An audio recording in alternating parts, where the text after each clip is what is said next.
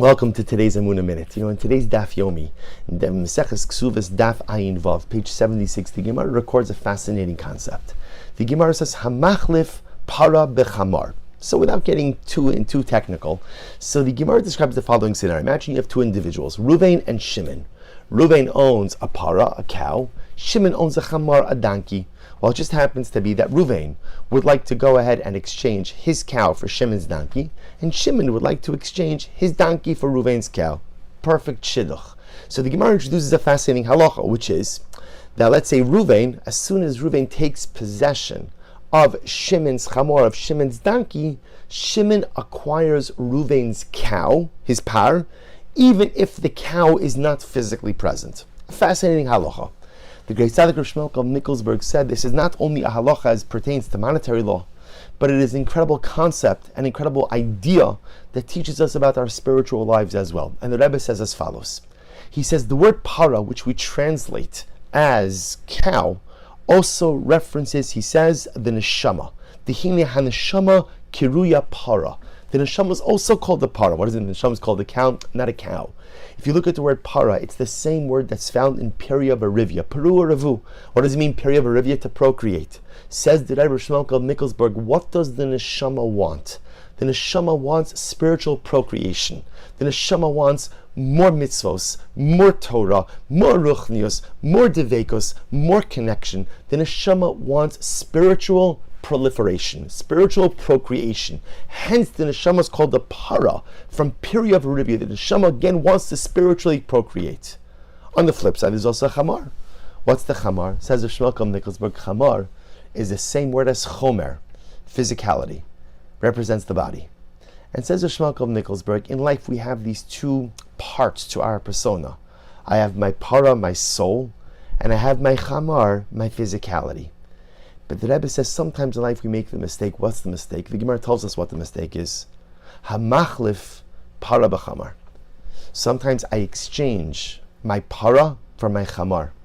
I exchange my soul for my body. Meaning what? Each and every day we make decisions. And decisions always come with consequences. And decisions always create brand new realities. We like to think, as the famous adage goes, you could have your cake and eat it too. I think the only thing that actually applies to is cake. You could eat your cake and have it too. But in the rest of life, when you choose A, by definition you're giving up B. You choose B, you're giving up C. Every decision has a consequence, and every decision creates a new reality. And that, says the Rebbe, what the Gemara is trying to sensitize us to. When we are faced with a decision between the soul and the body, when we are faced with a decision between ruchnius and gashmius, spirituality and the material, what do we choose? What do we choose?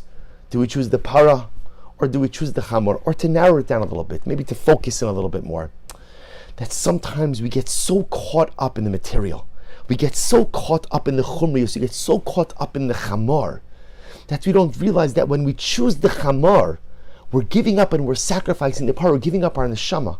How often in life does it happen that I am overwhelmed by a desire, by a want, by an urge, and I satisfy it?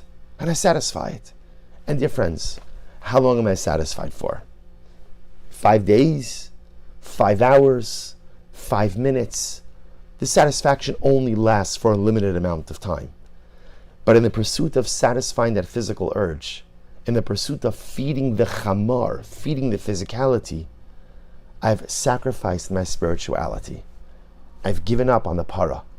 I've let the para get away. Right? The para ran away. Spirituality, spiritual opportunity is gone.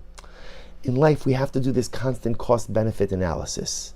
If I'm going to make a decision, what am I gaining and what am I giving? What do I get and what do I have to sacrifice?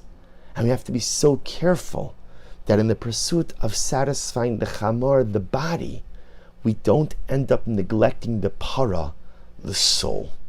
Maybe Zochem Yeretz Hashem, as we approach our decision-making processes in life, to think about which decision aids the chamar, which decision aids the para, which course ultimately, again, may satisfy the material side of things, but will leave the para, will leave the soul hungry and deficient. If we bring this level of discipline to our decisions, then ultimately, again, hopefully, we'll make better informed decisions. We won't have our cake and eat it too. But at the end of the day, sometimes I'll realize, I have to right now I have to focus on the chamor. But there are many other times that I have to focus on the para. Maybe Zoche Meretz Hashem to possess this wisdom, to make the right decisions, to of course always take care of the chamor. Because one needs a healthy body, one needs a healthy physicality, one needs to be physically sustained. But at the same time, make sure to never chas v'shalom totally neglect the para, the beautiful neshama we've been gifted. Wishing everyone a wonderful day.